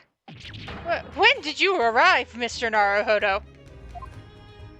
I've been here for about half an hour already? We had breakfast together. What? Why didn't you mention it before? I, thought you might have known I was here. You know, because breakfast? Iris is quite right. You're clearly lacking in vim. So much so I didn't notice your presence. Thanks. Of course, I could deduce the reason perfectly well with some simple observations. What? Let's see, yes.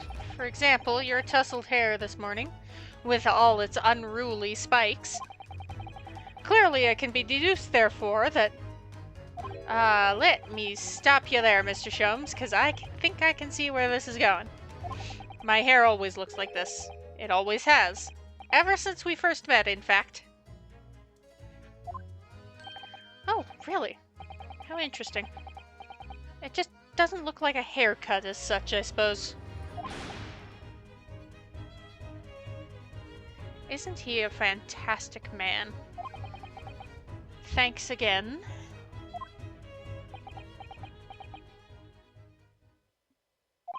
It crossed my mind recently. It's been 6 months now. 6 months? Since I was forbidden from working in court. So I've been wondering how much longer I'm gonna be banned. Oh, well, that would explain why you seem rather glum. Don't you agree, Hurley?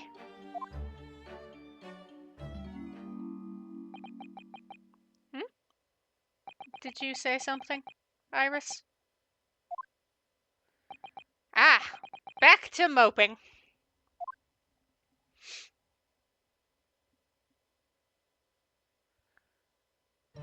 What's the matter with Mr. Sholmes today? He seems even more down in the dumps than me. I know, and the great exhibition is opened. You'd think he'd be excited. Oh, why don't we all go to see it together? I want to! Of course I do! But I can't! Not for the time being. Why not? Why not? Why not? Because I'm a great detective after all. So you're embroiled in some tricky case you can't be distracted from? Is that it? I don't remember hearing that you're working on a case, Hurley.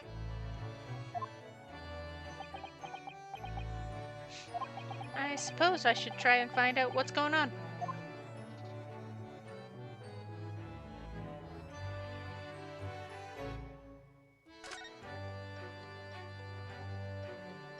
Event 6 months ago. We probably know what's going on. Half a year ago now, I took on the defense of a young girl in a trial heard at the Old Bailey. Right. Eggert. What at first seemed like a simple case of murder that took place at a London pawnbrokery turned out to be one part of a much more far-reaching plot that involved the British government. During the course of the trial, it was found that I made an unavoidable, yet at the same time unforgivable mistake.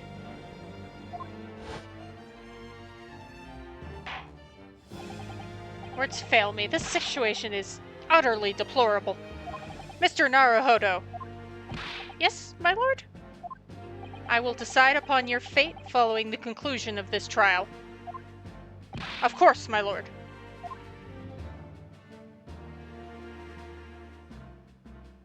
In the end, I had my right to represent people in court revoked. I was told I had to spend my time in research and study, so that's what I've been doing. You have, haven't you, Runa?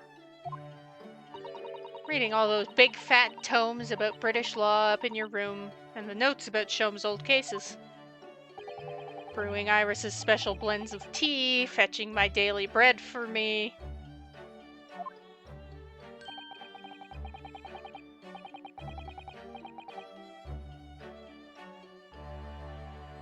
You've become something of a manservant around here.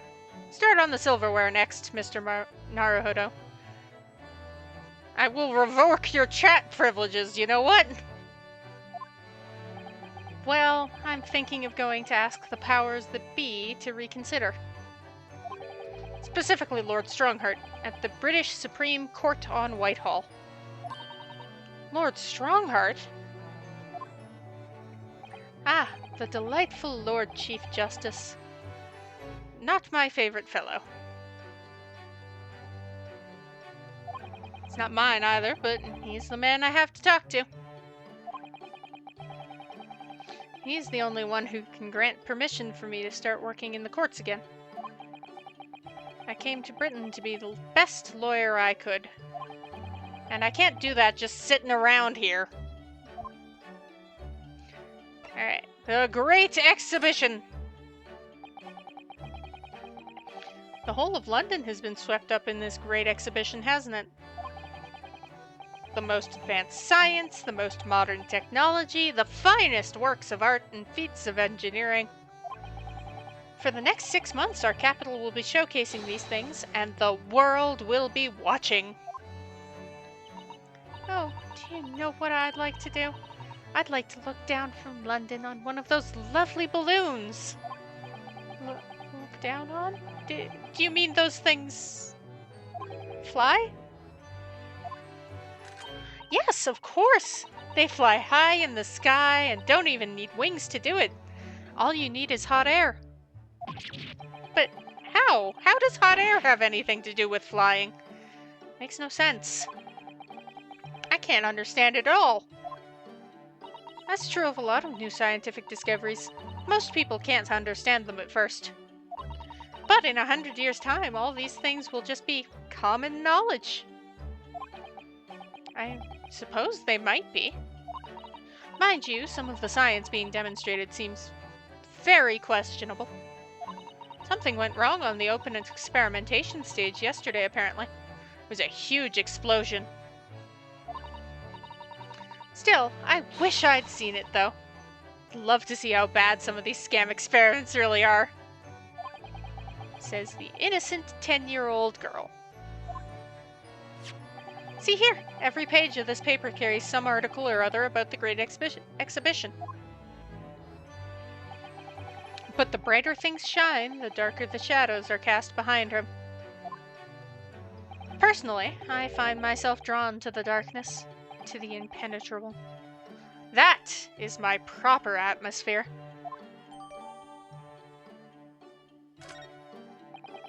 Shadows cast behind? Is that a metaphorical way of referring to the back page of the paper?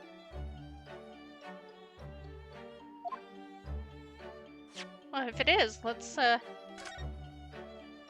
a look. Whoa! So many glowing reports about the Great Exhibition and everything that's going on there. Other than this rather gloomy looking one, that is. Wait, what? What's the matter, Runo? The Reaper attacked. That's Lord Van Zykes. This must be what Mr. Sholmes was talking about. Does he know of any more, I wonder?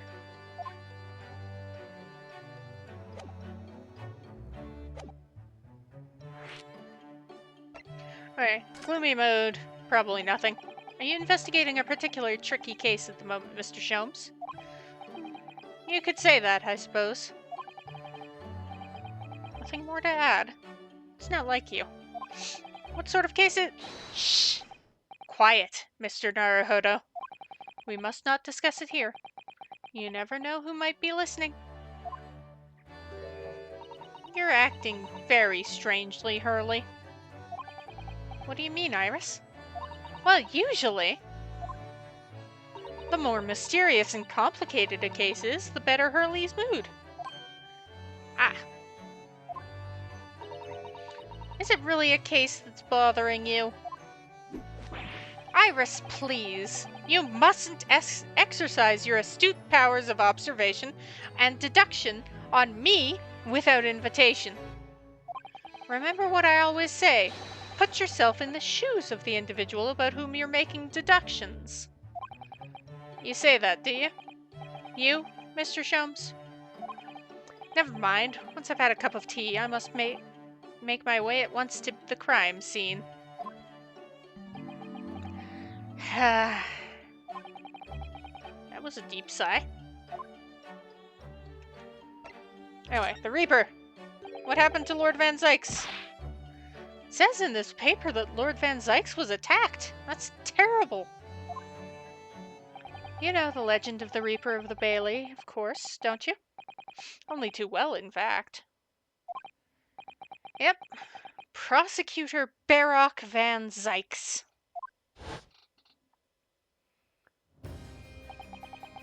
They say that if the Reaper is the prosecutor in a case, there's no salvation for whoever's in the dock. Even if the defendant is found not guilty. Once the Reaper has someone in his sights, one way or another, that person's time left on this earth will be short. London's finest rogues always find ways around the law. They'll stop at nothing to secure an acquittal at trial. Falsifying evidence, paying sham witnesses, threatening jurors, bribing judges. But even such devious tactics as these cannot save them from the hand of the Reaper. As you've experienced yourself, haven't you, Mr. Naruhodo? Yeah, I've seen the Reaper's retribution at work. Many of these criminal rogues are reckless and quite unafraid to die. If a leader among their fraternity is seen to have been taken by the Reaper, retaliation like this does occur. Really, the capital has a never-ending supply of such scoundrels. So, do you mean Lord Van Zykes has been attacked like this before? This isn't the first time. He's quite an accomplished combatant, you know. He doesn't take these attacks lying down. Although, it seems that his assailants were armed with guns this time. Oh my goodness, is he alright then? Is Lord Van Zykes hurt? My dear fellow, how on earth would I know? Well, in the article here it says, as to what of Lord Van Zykes and his condition, all will be revealed in tomorrow's morning edition. Ah, I see. Well, we shall have to be patient then. Oh, no, I can't wait until tomorrow. In that case, you shall have to inquire with somebody in the know. But who? Lord Strongheart, perhaps?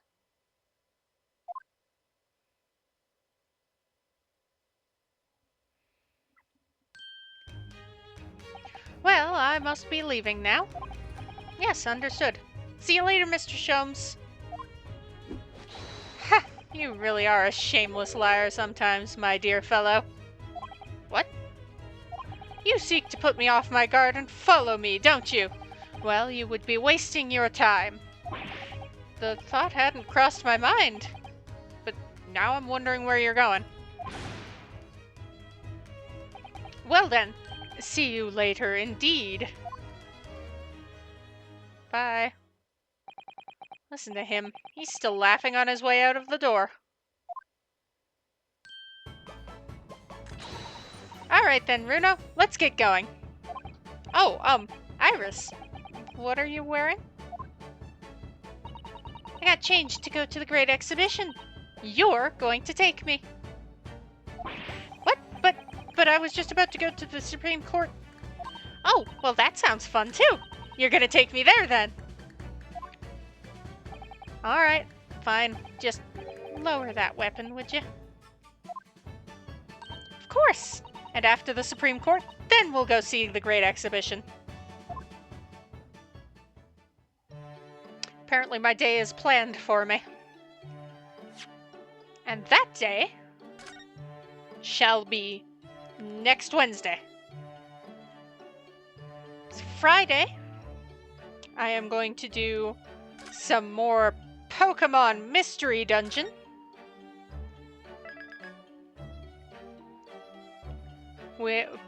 Team Evaquil shall be exiled. Terrible, the worst. So that will be Friday.